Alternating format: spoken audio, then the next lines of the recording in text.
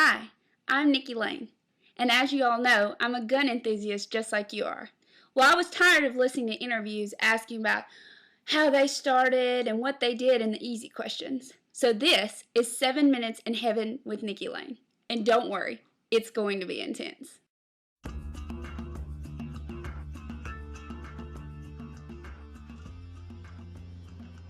All right, state your name for me.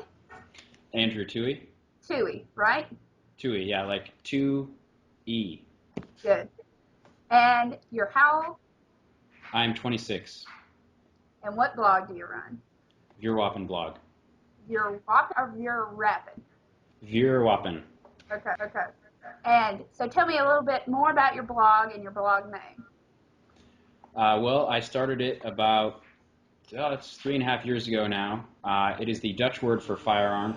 When I was looking for a name, I wanted something that would be recognizable and sort of unique, but also that wasn't really common, that wouldn't get lost. All the normal names were taken, like the firearm blog, weapon blog, gun blog, big, black gun blog, like all these sorts of things were probably already taken. So I was like, what do I do?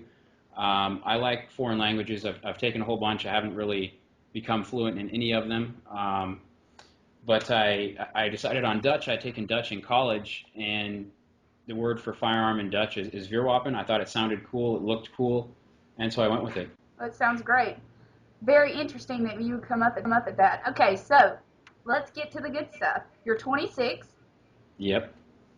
And you've started a pretty popular blog. I mean, 5,000 likes on Facebook. People are recognizing you now. Companies are sending you things to review.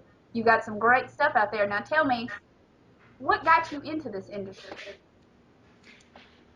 Well, it started out as a hobby. I was in the military. I was a Navy corpsman. My job was basically to put Band-Aids on Marines and to hug them when they felt sad. And I went from that. I carried an M4, an Assad, an MGL, M9, the crew-served weapons, to being a civilian. I wanted to build my own rifle, my own M4. I took a lot of advice from people on the internet that turned out to be bad or incorrect, or they just didn't have a full understanding of what they were recommending. So I decided to start researching things myself, and eventually I was getting a few products for review, and now it's turned into where I work full-time in the industry. I'm basically an ammunition and firearms consultant for Lucky Gunner, which is a major seller of ammunition. Oh, wow, that's great. So what qualifies you to write this blog? I think it's a combination of things. I was in the military. There's definitely that experience, but a lot of guys have been in the military. I shoot a lot. I shot probably, I think, about 70,000 rounds, 20 to 30,000 of rimfire.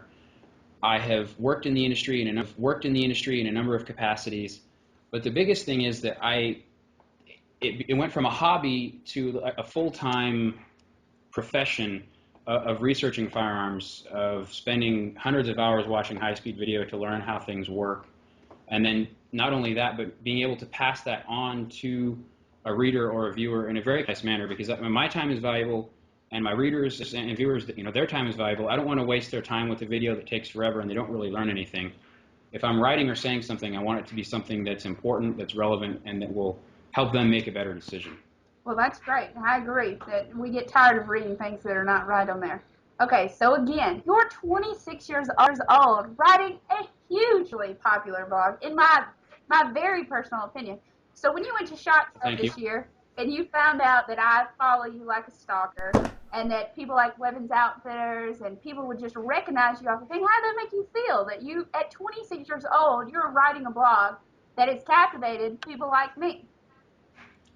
Well, I was, obviously very thrilled to know that you were reading my blog. I mean, that was probably the biggest moment of my professional career. Really, I was really surprised to find out how many people read my blog, or if they didn't know me, which is fine, but they knew of the work that I'd done, some of the recent testing that Lucky Gunner paid me to do, or that I've done for them. That really, almost the entire industry that at least that had to do with AR-15s or ammunition was reading, and that was a huge, an eye-opening experience for me. I guess I didn't realize that many people read it or watched my videos or that sort of thing. I'd had a couple things that were immensely popular in the past, but nothing that I thought put me on the map in a huge industry sense. Well, you're too humble. You should be a lot more full of yourself with a great blog like that. So, now that we've Thank you. learned about you and what you do with the blog and why and what makes you tick, let's go to some more controversial issues that, of course, are affecting me and you and other gun owners in America. So what do you think about the new laws that they're trying to pass? And more importantly, how do you feel about universal background checks? I'm not the biggest fan. Suddenly I'm getting like audio reverb in the background. Are you hearing that? No, I'm fine. All right. I'm not the biggest fan of a lot of the legislation that I've seen proposed. Some of the executive orders actually seem like a horrible idea to me. Like, hey, maybe there should be more communication between states and NICS, for example. In terms of universal background checks, I don't think that's going to solve much, especially if there's no gun registration. I'm opposed to gun registration from a civil liberties standpoint. From a practical standpoint, it really won't accomplish much. Canada just did away with their long gun registry last year because it was a huge waiting line. So background checks that are done universally, what does that mean? Does that mean that, let's say I go to the gun range with a friend and he wants to borrow a gun for a while I go to the other side of the range? Is that a transfer, or am I just loaning him a gun for a couple minutes? Or if I'm getting a gun from my grandfather, is that a transfer there has to be a background check? Well, you know that people are demanding action with the terrible things that have happened nowadays, and I blame them for that. But I'm sure that we were both in shock, from all the travesties that are happened.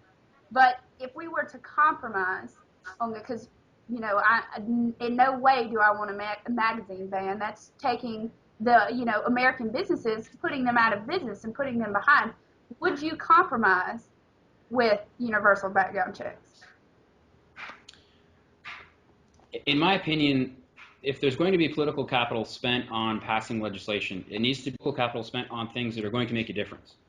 There's only so much that Congress and the president can do, and the things that they're proposing right now are not going to have an effect. They're not going to have a practical effect on the number of people that can be killed by a crazy person. Mm-hmm.